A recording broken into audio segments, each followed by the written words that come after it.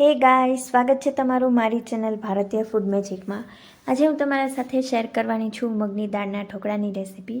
તમે જોઈ શકો છો કે એકદમ સરસ પોચા ઢોકળા બન્યા છે અને આપણે ઘરે ખાટા ઢોકળા તો બનાવતા જ હોય છે, પણ તમે એકવાર મગની દાળના ઢોકળા જરૂરથી બનાવીને જોજો।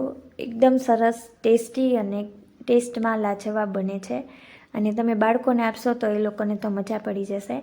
તમે એમને ટિફિન બોક્સમાં આપો એટલે એક બેટર ઓપ્શન છે। તો સૌથી પહેલાં એની પ્રોસેસ છે, એટલે એના માટે મેં મગની ફોતરા વગરની દાળ લીધી છે અને અડધો કપ જેટલી લેવાની છે અને એમાં 1/4 ટીસ્પૂન જેટલા મેથીના દાણા એડ કરશું અને મેથીના દાણા એડ કરવાથી ઢોકળાનો ટેસ્ટ ખૂબ જ સરસ આવે છે। મગની દાળને આપણે 2 થી 3 વાર પાણીથી ધોઈ લેવાની છે અને પછી આપણે એમાં જરૂર પૂરતું પાણી એડ કરવાનું છે અને પાણી મેં રૂમ ટેમ્પરેચર વાળું જ લીધું છે। એને ગરમ કરવાની કોઈ જરૂર નથી, એટલે તમે નોર્મલ પાણી એડ કરશો તો પણ દાળ છે એ સરસ એવી પલળી જાય છે। પાણી એડ કરીને આપણે એકવાર સરસ રીતે મિક્સ કરી લેશું અને દાળને આપણે 2 કલાક માટે પલાળીને રાખવાની છે।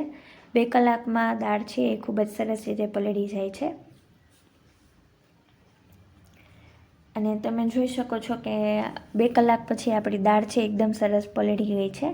હવે આમાંથી જે આ વધારાનું પાણી છે એને આપણે કાઢી લેશું અને એમાં હવે આપણે અડધો કપ જેટલી સૂજી એડ કરવાની છે અને અડધો કપ જેટલું દહીં એડ કરવાનું છે। ને એ વાતનું ખાસ ધ્યાન રાખવાનું કે જ્યારે પણ આપણે ઢોકળા બનાવતા હોય ત્યારે દહીં અથવા તો છાશનો ઉપયોગ કરતા હોય તો એ આપણે ખાટા જ લેવાના। ખાટા દહીં અને છાશનો ઉપયોગ કરવાથી આપણા જે ઢોકળા છે એકદમ સરસ ટેસ્ટી બને છે અને એમાં આથો પણ સરસ આવે છે। અને પછી આપણે એમાં 1/4 કપ જેટલા પલાળેલા પૌવા એડ બેટરને અડધી કલાકનો રેસ્ટ આપવાનો છે, જેથી આપણે જે દહીં સાથે દાળ, પૌવા અને સૂજી એડ કરેલા છે એ પણ સરસ રીતે પલળી જાય। અને અડધી કલાક પછી આપણે એમાં બીજા બધા મસાલા કરવાના છે। અડધી કલાક થઈ ગયા પછી હવે આપણે એમાં સ્વાદ મુજબ મીઠું એડ કરવાનું છે અને 1/4 ટીસ્પૂન જેટલી હળદર ઉમેરવાની છે અને 1 નંગ મેં લીલું મરચું લીધું છે। જો તમે બાળકો માટે બનાવતા હોય તો તમે મોળા મરચાંનો ઉપયોગ પણ કરી શકો અથવા તો સ્કીપ પણ કરી શકો। અને આ બધી જ વસ્તુને આપણે એકવાર સરસ રીતે મિક્સ કરી અને એનું આપણે બેટર તૈયાર કરી લેવાનું છે અને થોડુંક આપણે એને કરકરું બેટર જ રાખવાનું છે, એકદમ ફાઇન નથી પીસી નાખવાનું। તમે થોડું કરકરું બેટર રાખશો એટલે ઢોકળાનો ટેસ્ટ છે એ ખૂબ જ સરસ આવશે અને એનું ટેક્સચર પણ સરસ આવશે।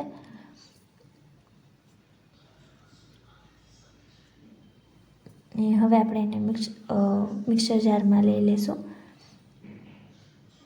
અને એ વાતનું ખાસ ધ્યાન રાખવાનું કે જ્યારે પણ તમે આવી રીતે બેટર છે એ પીસતા હોય ત્યારે એને હંમેશા ચાલુ બંધ કરીને એવી રીતે જ બેટરને આપણે દળવાનું છે, એટલે એકદમ સરસ પરફેક્ટ આપણને બેટર મળે અને એકદમ ફાઇન નથી પીસી નાખવાનું અને એને કરકરું જ રાખવાનું છે।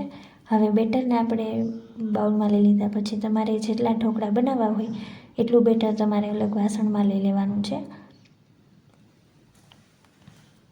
અને તમે જ્યારે આટલી પ્રોસેસ કરતા હોય ત્યારે સાઈડમાં ઢોકળિયું ગરમ કરવા માટે મૂકી દેવાનું છે, એટલે આપણા ઢોકળા છે એકદમ સરસ ફટાફટ તૈયાર થઈ જશે। આ મારે જેટલા ઢોકળા બનાવવા છે એટલું મેં બેટર અલગ કાઢી લીધું છે। હવે આપણે એમાં બેકિંગ સોડા એડ કરશું 1/4 ટીસ્પૂન જેટલા અને પછી આ બધી જ વસ્તુને આપણે એકદમ સરસ રીતે મિક્સ કરી લેવાની છે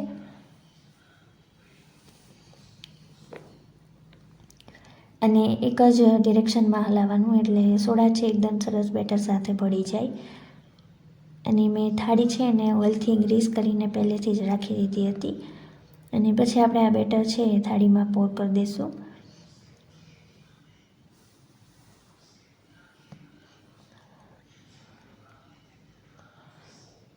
તમારે એકી સાથે જેટલા ઢોકળા બનાવવા હોય એટલું તમારે બેટર અલગ વાસણમાં લઈ લેવાનું એ મુજબ।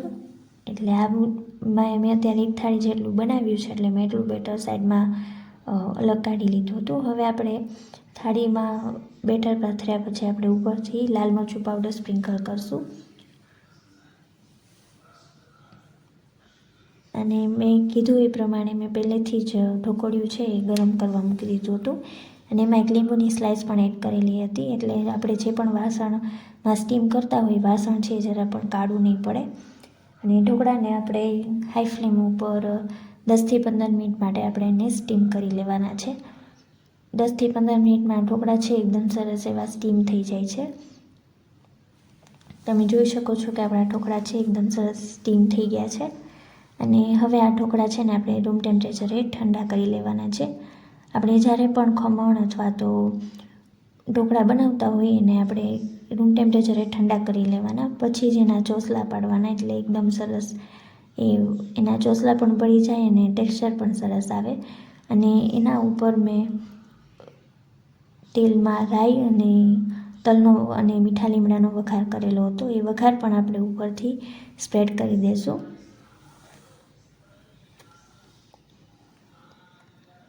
અને ઠંડુ થઈ જાય પછી જ આપણે એના ચોસલા પાડવાના છે.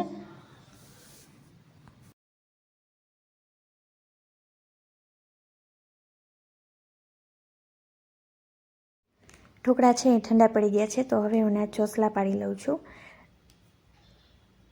અને આ ઢોકળા છે એ લસણિયા સાથે ખૂબ જ ટેસ્ટી લાગે છે, તો એને મેં લસણિયા સાથે સર્વ કરેલા છે. અને તમને મારી આ રેસીપી કેવી લાગી મને કમેન્ટ બોક્સમાં જરૂરથી જણાવજો, અને ઘરે પણ આ રેસીપી જરૂરથી ટ્રાય કરજો અને તમારા રિવ્યૂઝ મને કમેન્ટ બોક્સમાં જરૂરથી જણાવજો. અને આ વિડીયોને વધુને વધુ લાઇક અને શેર કરજો, અને જે પણ ઢોકળા લવર હોય એના સુધી તો આ વિડીયો પહોંચવો જ જોઈએ, તો તમે એને જરૂરથી શેર કરજો. અને જો હજુ તમે મારી ચેનલને સબસ્ક્રાઈબ ન કરી હોય તો જરૂરથી કરી લેજો, જેથી તમને મારા વિડીયોની નોટિફિકેશન સૌથી પહેલાં મળી જાય. Thank you so much for watching.